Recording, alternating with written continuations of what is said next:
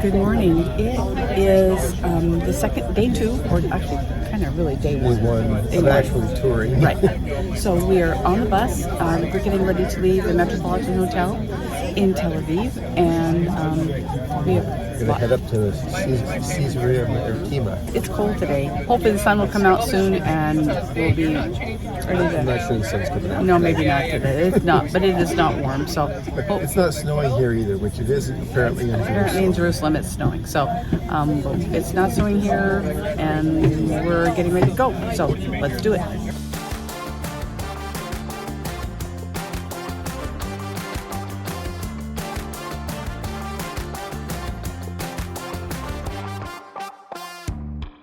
Hi, and welcome to part 3 of our trip to Israel. We have had a wonderful few days so far, and are really excited to bring you this first day that we spent. Our goal in coming to Israel was to not only pick up historical information, but to also see the lands where some scriptural things happened as well. Now, on our way from the airport to our hotel in Tel Aviv, our guide took us past St. Peter's Church. Now, St. Peter's Church in Tel Aviv is a traditional site of the home of Simon the Tanner. At that time, Peter, the chief apostle, was staying with Simon the Tanner in the town of Joppa. And while he was at Simon's home, he had a remarkable dream. So 38 miles away in Caesarea Maritima, which is our first stop, Cornelius, who was not a Jew, but was a righteous Gentile, had a vision from an angel that told him to go send for Peter, who was staying with Simon the Tanner in Joppa, and have him come, and that Peter would tell him what God wanted him to do. So Cornelius sent 3 trusted servants down to Joppa to get Peter. The result was that Peter came with the servants to Caesarea Maritima, to Cornelius's house, and what happened when he got there really changed everything from that point on. 38 miles. Now that's nothing in a bus. And fortunately, we didn't have to walk. Yeah, we got to ride a bus. We did. So let's learn a little bit more about Caesarea Maritima. We are at Caesarea National Park, and we're very close to the Mediterranean Sea, so we're going to go down there in just a few minutes. Our guide is amazing. His name is Mo. And yeah, it's just pretty amazing. So I know I keep saying that. Sorry. The thing I have in my ear is called a whisperer, and it's a listening device that our guide uses so that he doesn't have to shout. So we have that, and we're all equipped with the whisperer device. We'll get closer here in just a minute, but yeah, that's the Mediterranean Sea. In 30 BC, Caesar Augustus gifted the former seaport called Stratton's Tower to Herod the Great. Herod renamed the city Caesarea Maritima and began building a massive seaport. In addition, he started constructing a palace for himself on this piece of coastline. His palace jutted out over the sea and included massive freshwater cisterns, still visible today, and beautiful mosaic floors that are being reclaimed through archaeological work in the area.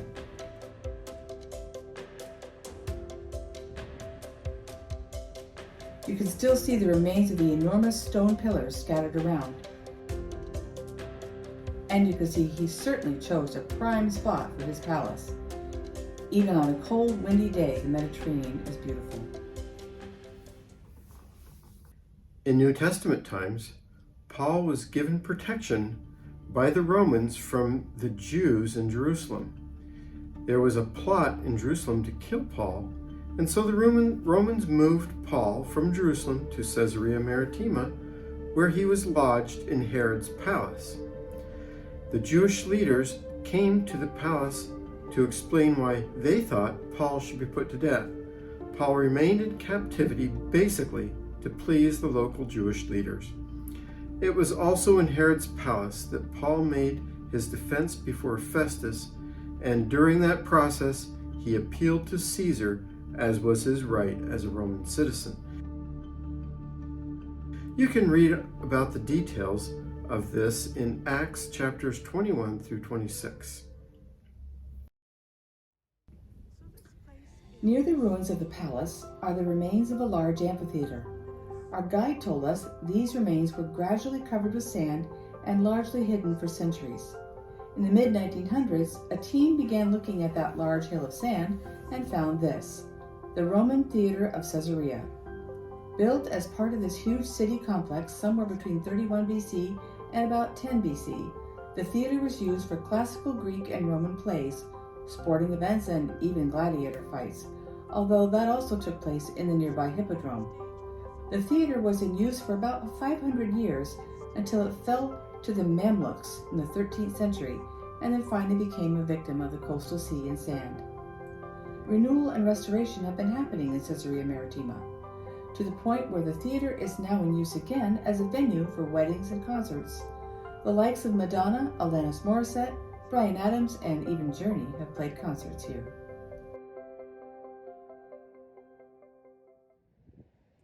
Closer to the beach are the remains of a Roman hippodrome. Our guide explained that prior to Emperor Constantine, who became emperor about 306 AD, gladiators, slaves, and Christians were murdered for sport at this site. Using tigers and lions, the animals were made to fight the victim until it killed the person. This barbaric practice was stopped by Helena, the mother of Constantine, after her conversion to Christianity. After that, the Hippodrome became a place for chariot and horse races. To help the city have the water supply it needed, this impressive aqueduct was built. It stretched for 16 kilometers, bringing water from the springs of Shuni some 16 kilometers to the north. In addition to this structure built by Hadrian, you can also see the remains of another aqueduct built by the Crusaders in approximately the late 12th century or early 13th century. Parts of the Crusader aqueduct are seen near the original Roman one. We left the Roman complex at Caesarea National Park and headed toward Mount Carmel, traditional site of the confrontation between the prophet Elijah and the pagan priests of Baal. We won't go into the account here, but if you're interested, you can find that story in the book of 1 Kings, chapter 18. I'll put the link in the description. The amazing thing about Mount Carmel is just how high it is. There's a Catholic church on the site now, but there are still plenty of places you can walk around and see just how imposing this mountain is. In fact, Mount Carmel was the first of many experiences we had with the terrain of Israel. We had no idea just how hilly and rugged this country is. Considering how difficult the land in this spot is, it makes Elijah's feat in 1 Kings all the more impressive. Our final stop before making our way to Nov Ginosar Kibbutz for the next 2 nights was the Bahai Garden in Haifa. The garden is lovely and is on a very steep hill on Mount Carmel, leading down into the valley where the port of Haifa is located. We had no idea how huge this port is. The Jezreel Valley starts here and continues several miles east. Haifa is an important seaport with both merchant and passenger shipping. All right, well, that was our first day. A lot of historical stuff mixed with some scriptural accounts, which was kind of fun. Really interesting to see the actual land where these things occurred in. A lot steeper and more rugged than I expected. You're going to hear us say that over and over because we've been blown away by the terrain of Israel. It's just been incredible. You also heard us mention the Nov Ginosar Kibbutz. We had no idea you could even stay in a kibbutz. So we'll tell you a lot more about that experience. It was really fun. And we stayed there for 2 nights. So that was really great food, by the way. Really, really good food. We'll tell you more about the food in Israel, and we'll do that all next time. So we have so much more to show you. We're very excited about the things we've been able to see, the things we've been able to do, and we're looking forward to bringing them all to you. So if you have not, make sure you hit that subscribe button. Give us a thumbs up if you like the video, and ring the bell to get notified. You bet. And please leave a comment. If you've been here or if you have a question about some of our experiences, leave us a comment. We'll be sure to answer you. So until next time, Restless friends, you take care. Bye.